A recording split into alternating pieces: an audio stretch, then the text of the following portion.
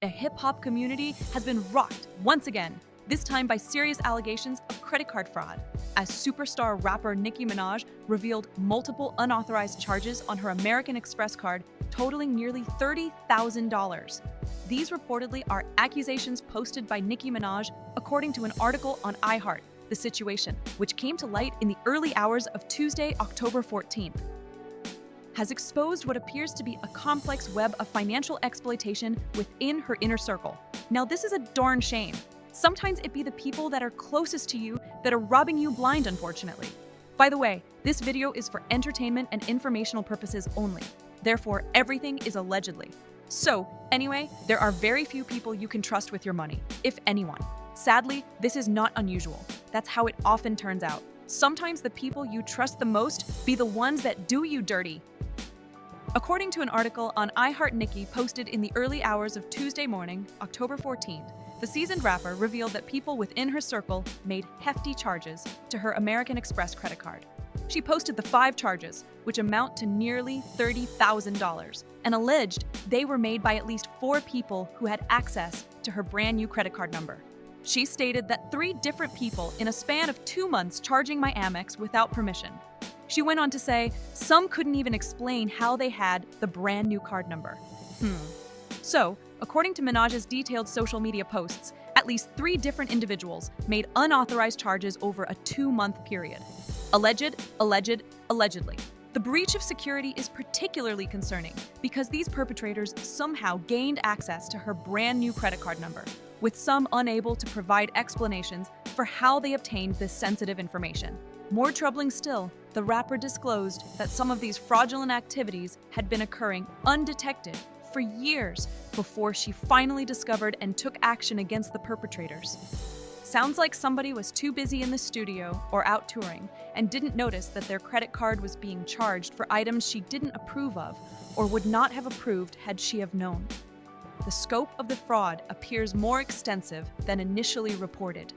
Minaj revealed that one of the perpetrators had been actively tracking her movements using a device connected to their personal phone number, suggesting a sophisticated level of surveillance and exploitation.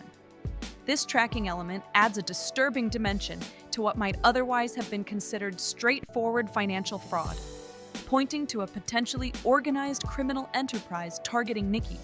Just a darn shame if this is true. As Minaj continued to investigate, she uncovered evidence implicating a 4th person in the scheme, with hints that even more individuals might be involved. Her use of terms like ringleaders and references to RICO, Racketeer Influenced and Corrupt Organizations Act, in her social media posts suggests the possibility that this could be treated as an organized crime case rather than isolated incidents of fraud. Sounds like Nicki is planning to expose some people for alleged racketeering. The rapper's confrontations with the alleged perpetrators yielded what she described as inadequate and nonsensical explanations. She expressed particular frustration with their responses, suggesting that when caught red-handed, they offered implausible justifications for their actions. Minaj also raised concerns about these individuals potentially working with other clients, indicating the fraud might extend beyond her personal case and affect others in the entertainment industry. This is just crazy! But we all know there are some scammers out there. The City Girls told us this before they separated. The timing of these revelations has sparked additional interest due to recent public accusations made by fellow rapper Cardi B. In a notable twist, Cardi B had previously accused Minaj's husband, Kenneth Petty, of using Minaj's American Express card while she was sedated. While no direct connection has been established between these allegations and the current fraud investigation, coincidental timing has added another layer of intrigue to the developing situation. Let's pause and take a look at what was posted and what the Barty gang is saying. A person on X with the handle Female Rap Game posts Nicki Minaj is just now finding out about her Amex. But hey, Cardi B clocked that T. LOL. Now this posted 17 hours ago. And now only 8 hours ago, an account called Pop Fusion is posting that US Weekly reports that Nicki Minaj's $20 million house is at risk of being seized over a massive debt owed. Now, I don't think that $30,000 alleged mishandling will cause Nicki's house to be in danger of being seized. $30,000 should be a drop in the bucket for Nicki. There has to be other things going on or other charges that Nicki might not know about for this to happen. And then this person Drew posts 7 hours ago. after everything has gone down, that Ken Barbie vindicated. He told us about the City Girls breakup, and it happened. He told us about Nicki Minaj's debt and posted receipts. Now, US Weekly is confirming her home is at risk, and she is in fact in debt. They go on to say there's a difference between gossip and facts. Catch it. All right, so seems like folks were lurking in the bushes waiting for Nicki Minaj's downfall. Now, it does appear that Nicki has not been watching her money that closely for this to have happened. I think that this is one thing these record labels and people in these artists' inner circle are counting on. We often wonder how artists go from being multimillionaires to being broke. It all has to do with keeping up with your finances. They are so busy writing music, promoting and doing concerts that they do not have time to watch their bottom line. Probably counting on an account or somebody else in their inner circle, such as their homeboy. Oftentimes, homeboy see all that money coming your way and then see the opportunity to have access, such as Nicki talking about having access to her credit card number, that they cannot resist the temptation. So sad. In other cases, people overspend and keep overspending. Ken Barbie posts this. The way that Tasha K is going to end up homeless at this point, Offset and Cardi may not be in the best place, but to believe that he and his mom stole $10 million from her is ridiculous. There was, however, a property move that went wrong, and it was nowhere near $10 million. It's actually less than $1 million, and there's no cash involved. But the constant harassment TK has been doing these past 4 months and thinking it's safe just because you're not saying a name, good luck in court. Again, not them bringing Tasha into this mess. I think Tasha knows to be more careful with her content because of what happened last time in court with her and Cardi B. It is all about semantics. She knows to say allegedly at this point and not to state things for fact. Her intro now even says allegedly. And let me say that this content is also allegedly. Now, you would think he was a barb with a name like Ken Barbie, but this is not the case, as evident by his post. Let's go back to the post where the person says that Cardi clocked this tea.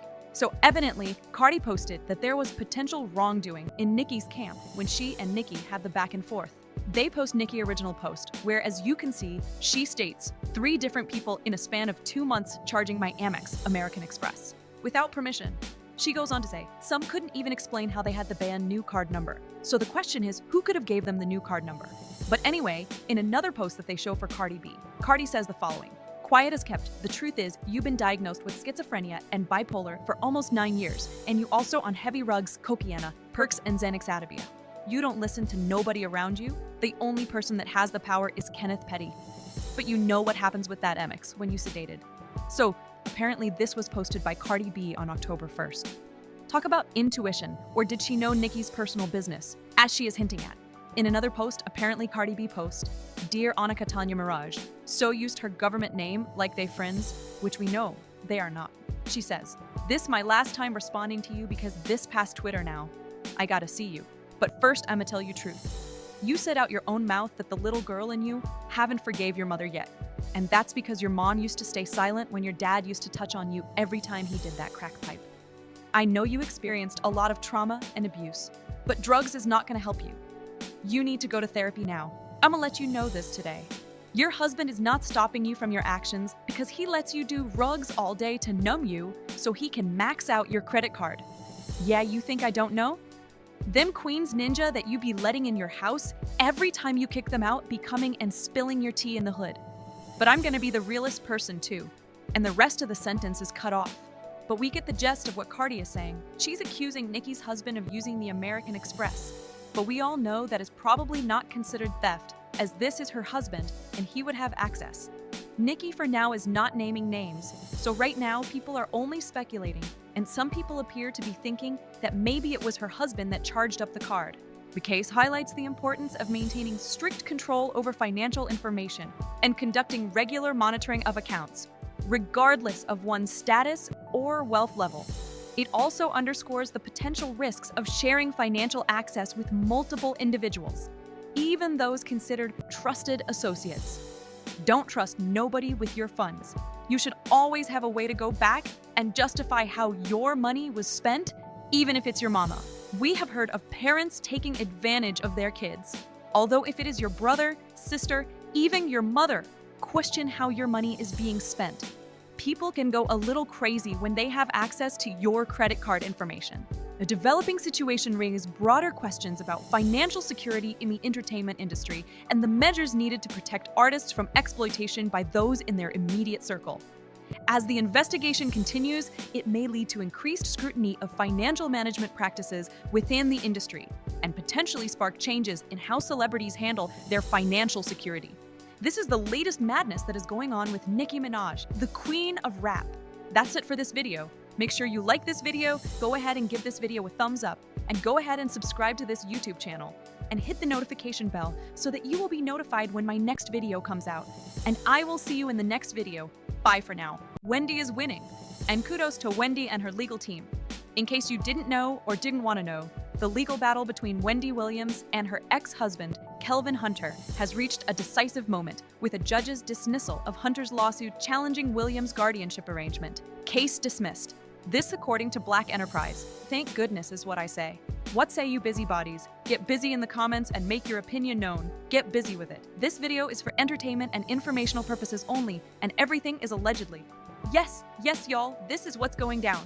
The lawsuit that Wendy's ex-husband was trying to file has been dismissed. Let's talk about it. The court's decision specifically rejected Hunter's attempt to remove Sabrina Morrissey as Wendy's guardian. Hunter's lawsuit was remarkably ambitious in scope, seeking not only to replace Morrissey, but also demanding $250 million in compensation for alleged financial losses, emotional distress, and reputational damage. Sounds like Wendy's ex was attempting to get more money for Wendy, but Wendy's lawyer said, not so fast. They say they didn't need Kevin to file nothing on Wendy's behalf. You know, I thought that was suspect for her ex to be back in the picture and filing a lawsuit on Wendy's behalf. Makes me wonder if the money would somehow eventually wind up in his bank account. In my Tyrese voice, what more does he want from this lady? He already moved on with his new woman a long time ago. But as we all know, it's all about the Benjamins. Judging by an article from The Blast published in April 2025, this is not the first time that Kevin Hunter has been in sue mode. He reportedly filed a claim against the Wendy Williams show, so he filed against the entity the show and not the individual Wendy Williams. This suit was also tossed out according to The Blast, which states the former talk show host's ex-husband had his previous win vacated by the court in his ongoing case against the Wendy Williams show producers. So this was against the producers, where the more recent one is pertaining to Wendy Williams' guardianship. Aw, we didn't know he still cared. Of course, I'm being sarcastic. He seems to care about the funds more than anything. This seems to be what happens when you go through a divorce and one person is much more wealthier than the other. So he just keeps on trying evidently to get into those funds one way or another, is what I'm thinking. Reportedly, she pays at least $27,000 per month for living at the assisted living facility where she stays. He is probably thinking he wants to get some of those funds before they run out. Although Wendy is a multimillionaire, this is still a lot of money to pay per month when you are not still working. Hopefully, she has made enough money to sustain her lifestyle for years to come. A legal team representing Williams, led by attorney Joe Tacopina, had previously addressed this issue head-on, making it clear that Hunter had no authority to file on Williams' behalf. Tacopina's statement to People magazine in June was unequivocal. He has no standing to add her name or no authority from Wendy whatsoever, and we certainly don't need his help if we want to file a lawsuit. The roots of this legal dispute trace back to 2022, when a New York court appointed a guardian after determining Williams was incapacitated and unable to manage her affairs independently. Health issues can get to the best of us, which is why Congress needs to pass the extension on healthcare instead of waiting, in my opinion. All of us don't have that Wendy money for assisted living, and we do pay taxes. But back to the story at hand. The situation became more clearly defined in February 2023, when medical professionals diagnosed Williams with frontotemporal dementia, FTD, and primary progressive aphasia, PPA. These serious conditions necessitated her current residence in an assisted living facility, where the financial implications are significant. Monthly costs reportedly range from $27,000 at the lowest rate to approximately $52,000 for more comprehensive care. Now, that's a whole lot of money. That's an estimated $324,000 to $624,000 per year. That being said, I think I am in the wrong business. I need to find a superstar that I can be their guardian. Y'all know I'm kidding. Assisted living appears to be expensive for the rich and famous. According to AI, as of October 2025, Wendy Williams' estimated net worth is around $5 million. a figure that has reportedly decreased significantly from previous years due to legal and medical issues. While her formal net worth is estimated at $5 million, her financial access is severely limited by a guardianship, and she has stated she has no money because she cannot access her accounts. Now, although she was claiming she could not access her accounts, apparently she still has money, or she wouldn't be able to live in this expensive living facility. So apparently, she is able to afford it. The question, why would you pay all this to be a supervised living facility?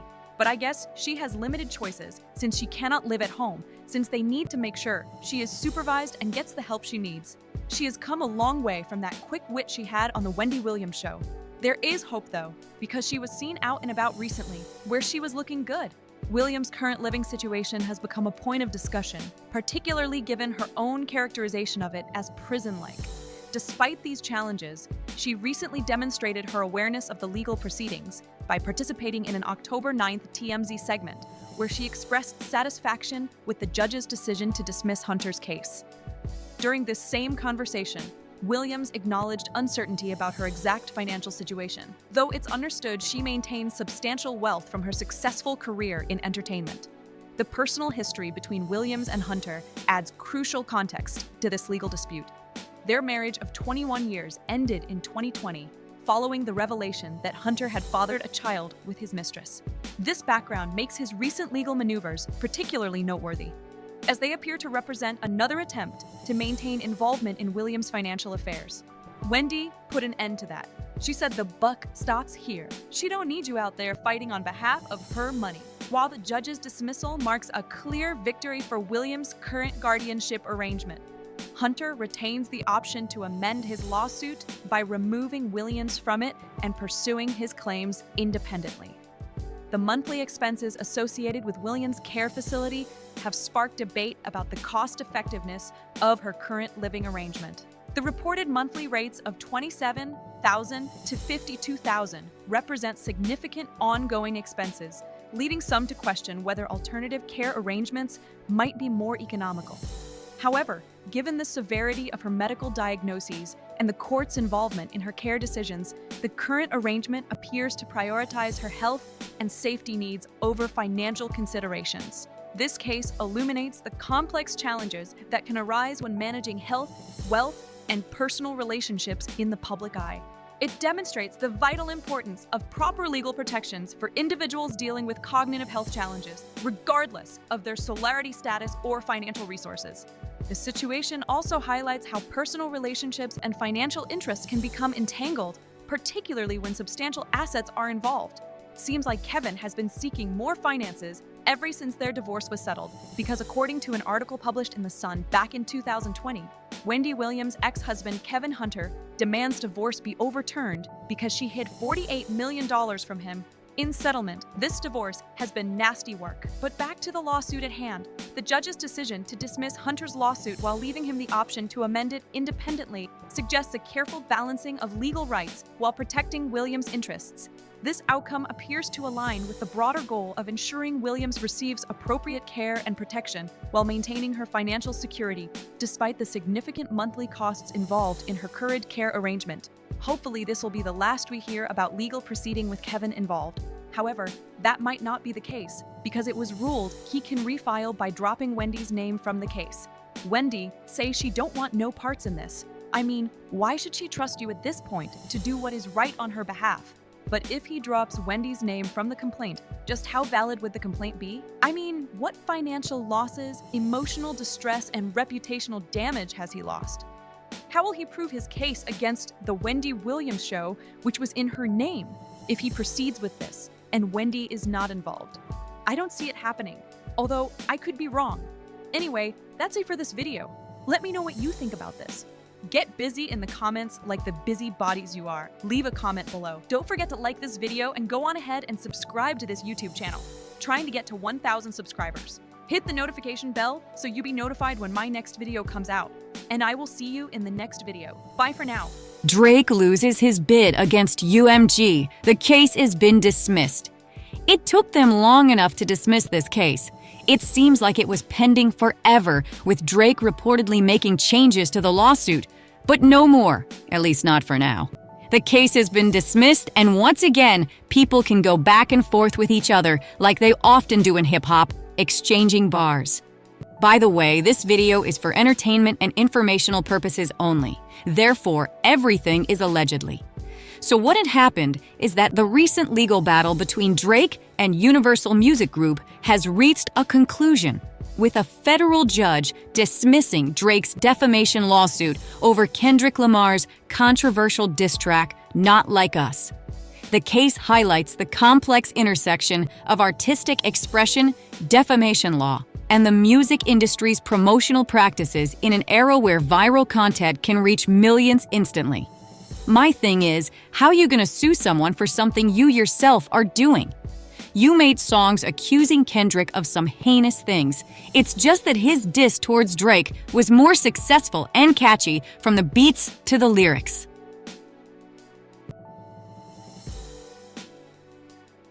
The dispute centered on Lamar's track, released in May 2024, which contained inflammatory lyrics accusing Drake of being a certified pedophile. Despite the serious nature of these allegations, U.S. District Judge Jeanette Vargas determined that the context of the accusation, occurring within a heated rap battle, would not lead reasonable listeners to interpret the lyrics as statements of fact.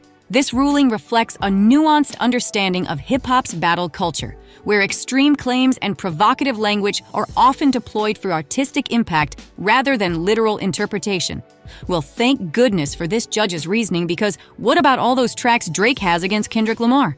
This is like the pot calling the kettle black. In her detailed ruling, Judge Vargas emphasized the distinction between artistic expression and factual claims, stating, "A reasonable listener could not have concluded that Not Like Us was conveying objective facts about Drake." The judge further elaborated that while accusations of pedophilia are undoubtedly serious, the broader context of an intense rap battle, characterized by inflammatory language and offensive accusations from both parties, would not lead a reasonable person to interpret the lyrics as factual statements about Drake's character or behavior. So, this judge reasoned that there were inflammatory accusations from both parties. Drake's lawsuit specifically targeted Universal Music Group, his own label, rather than Kendrick Lamar himself. The complaint alleged that UMG actively promoted the track for profit, despite knowing the accusations were false. This strategic decision to sue the label rather than the artist adds an interesting layer to the case, highlighting the complex relationships between artists and their record labels in the modern music industry. The lawsuit raised important questions about a record label's responsibility regarding potentially defamatory content, especially when that content involves artists within their own roster. UMG's response to the dismissal was both pointed and celebratory, reflecting the label's stance on artistic freedom and its relationship with both artists involved. In their statement to MSNBC, they characterized the lawsuit as an affront to all artists and their creative expression, emphasizing their commitment to both artistic freedom and Drake's career. This is what UMG had to say. They said, "We're pleased with the court's dismissal and look forward to continuing our work successfully promoting Drake's music and investing in his career." So after Drake done tried to sue them, just look how professional they remain. They still out here supporting Drake, or more like they're thinking about their bottom line. Drake is, after all, despite him bringing this lawsuit, a good-selling artist for UMG.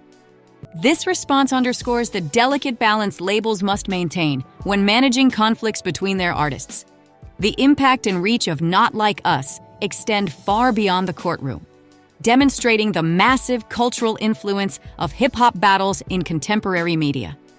Lamar's performance of the track during this year's Super Bowl halftime show drew an unprecedented audience of over 130 million viewers, making it the most-watched halftime show in history. The song's critical acclaim was further cemented by multiple Grammy wins, including both Song of the Year and Record of the Year awards, highlighting how controversial content can achieve both commercial success and critical recognition. This case sets an important precedent for how the legal system views artistic expression in hip-hop, particularly in the context of diss tracks and rap battles.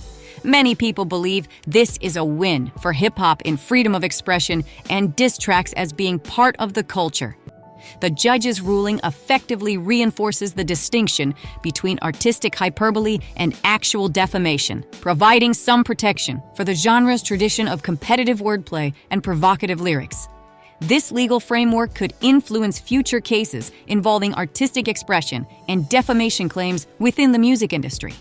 The months-long feud between these two Grammy-winning artists has captured public attention and sparked discussions about the boundaries of artistic expression in hip-hop. Some people were saying Drake was a sore loser due to the acclaimed reception that Not Like Us received compared to the diss tracks, which allegedly there were several of them that he did against Kendrick Lamar. People were saying he should have just moved on and taken that L. Instead of taking the L, many people are thinking this is why he filed the lawsuit. The dismissal of Drake's lawsuit against UMG raises important questions about how the legal system balances protecting individual reputations with preserving artistic freedom in a genre known for its confrontational nature and bold statements. The resolution of this high-profile case demonstrates the court's recognition of hip-hop's unique cultural context and artistic conventions, while also highlighting the challenges artists face in navigating the line between creative expression and potentially damaging statements. As the genre continues to evolve and influence popular culture, this ruling may serve as a reference point for similar cases in the future, helping to define the legal boundaries of artistic expression in rap battles and diss tracks. The absence of immediate comment from Drake's representatives following the dismissal leaves open questions about potential appeals or future legal strategies. However, the case has already made a significant impact on the understanding of defamation law in the context of musical expression, particularly within the hip-hop genre, where competitive discourse and provocative statements are fundamental elements of the art form. This legal battle also highlights the evolving nature of music industry conflicts in the digital age, where songs can go viral instantly and lyrics can have immediate, far-reaching consequences. The case demonstrates how traditional legal frameworks are being adapted to address modern challenges in music and entertainment, particularly when dealing with the unique characteristics of hip-hop culture and its artistic conventions. So for now, it appears hip-hop artists can continue to diss each other, which often happens in hip-hop. And Drake, who is one of the most successful artists in the genre, you would think knows this. Although a lot of people were thinking that records label take advantage of artists, and some people were happy about the lawsuit against UMG. But alas, the lawsuit was dismissed. No reaction from Drake at this time. That's it for this video, busybodies. Make sure you like this video, go ahead and give this video a thumbs up. And go ahead and subscribe to this YouTube channel. And hit the notification bell so that you will be notified when my next video comes out. And I will see you in the next video. Bye for now. According to Wikipedia, D'Angelo passed away from pancreatic cancer in New York City on the morning of October 14, 2025, at the age of 51. I must say, he passed away at a young age. It goes on to say that he had been working on his fourth album with Raphael Saadiq, now planned to be released posthumously. A family member told People that D'Angelo had been in hospice for 2 weeks and had been hospitalized for months. I guess he kept this private, which we cannot blame him for. You just never know what someone is going through. By the way, this video is for informational purposes only, and some aspects are my opinion. And so, the music world has lost one of its most influential voices with the passing of D'Angelo, the neo-soul pioneer who transformed R&B over the past 3 decades. The artist, born Michael D'Angelo Archer, passed away on October 14, 2025, at the age of 51. Such a young age to have passed. Rolling Stone reports on this, as well as many other news outlets. D'Angelo passed away due to cancer that he was battling. I guess he kept these struggles private, which we cannot blame him for, because some aspects of your life you want to keep private. This was the first that I had heard that he was sick. When I think of D'Angelo, I think of that carved body in his "How Does It Feel" video. The video that probably made many women see him as a SMEC symbol, but appears he was humble and did not want to be seen as a SMEC symbol. But alas, we all must age, and with age often brings health issues. Although I must say he was in his early 50s, and it was shocking to hear about his passing away. You just never know the place nor time. That's why it's always good to let your loved ones know you love them. And no matter how much you may disagree with them, try to end on a positive note before going to sleep or when they leave the house. According to Wikipedia, D'Angelo never married. In the 1990s, he dated soul singer Angie Stone. She was his muse for his Brown Sugar album, and he helped her produce her debut album, Black Diamond, released in 1999. Angie Stone and D'Angelo had a son together, Michael Archer Jr., born in 1998, known professionally as Suavo Twain. D'Angelo also had two other children, a daughter, Imani Archer, born in 1999, and a son, born in 2010. The more he became regarded as a SMEC symbol, the more D'Angelo struggled with drug and alcohol addiction. One notable instance of this addiction was shown in 2005, when he was arrested on a driving while intoxicated charge, and also for possession of cocaine and marijuana. A week after being sentenced on these charges in September 2005, he was involved in a car accident, which was rumored to have left him critically injured. So, reportedly following an extended battle with cancer, as confirmed by his family in a heartfelt statement that emphasized both their profound loss and his lasting musical legacy. D'Angelo's remarkable musical journey began in the early 1990s as a songwriter crafting material for other artists. However, his extraordinary talent and unique vision quickly propelled him into the spotlight as a solo artist. His 1995 debut album, Brown Sugar, marked the beginning of what would become one of modern music's most respected careers, establishing him as a leading voice in the emerging neo-soul movement. Brown Sugar is my favorite song by D'Angelo. His involvement with the Soulquarians collective proved particularly significant in shaping the sound of contemporary R&B and hip-hop. This loose collective of visionary musicians, including Questlove, Erykah Badu, Jay Dilla, and Q-Tip, among others, worked together to create a fresh musical landscape that honored their roots while pushing boundaries. Their collaborative approach helped bridge the gap between traditional soul music and modern production techniques, influencing countless artists in their wake. Throughout his career, D'Angelo released just 3 albums, but each one stands as a masterpiece in its own right. His debut, Brown Sugar, introduced his distinctive blend of classic soul sensibilities with contemporary R&B production. The follow-up, Voodoo, in 2000, pushed his artistry to new heights, earning both critical acclaim and commercial success by reaching #1 on the Billboard 200 Albums chart. His final album, 2014's Black Messiah, arrived after a lengthy hiatus and demonstrated his continued ability to innovate while maintaining his signature sound. His chart success included several notable hits, with Lady achieving his highest position on the Hot 100. However, it was untitled How Does It Feel that became his most iconic release, partly due to its memorable music video, featuring D'Angelo performing the song unclothed in an intimate, single-shot sequence. This visual presentation, combined with the song's raw emotional power, created a cultural moment that would define his public image and showcase his artistic fearlessness. The Recording Academy recognized D'Angelo's exceptional contributions to music with 14 Grammy nominations throughout his career, resulting in 4 wins. Isn't that something? These included 2 Best R&B Album Awards for Voodoo and Black Messiah, demonstrating the consistent excellence of his work. He also earned Best R&B Vocal Performance for Untitled, How Does It Feel? And Best R&B Song for Really Love, highlighting his mastery of both album-length artistic statements and individual song craftsmanship. The impact of his loss has already begun to reverberate throughout the music community. DJ Premier's touching tribute on social media captured the sentiment of many artists and fans. Such a sad loss to the passing of D'Angelo. We have so many great times. Gonna miss you so much. Sleep peacefully, D. Love you, King. This personal reflection speaks to D'Angelo's influence, not just as an artist, but as a beloved figure within the music industry. His family's statement poignantly captured both the personal and public dimensions of this loss. The shining star of our family has dimmed his light for us in this life. They acknowledge the difficult balance between private grief and public mourning, inviting fans to celebrate the extraordinary musical legacy he leaves behind while requesting respect for their privacy during this challenging time. D'Angelo's passing marks the end of a chapter in modern soul music, but his influence will continue to resonate through the countless artists he inspired and the timeless music he created. His ability to bridge traditional soul with contemporary innovation established him as a visionary whose work transcended genres and generations.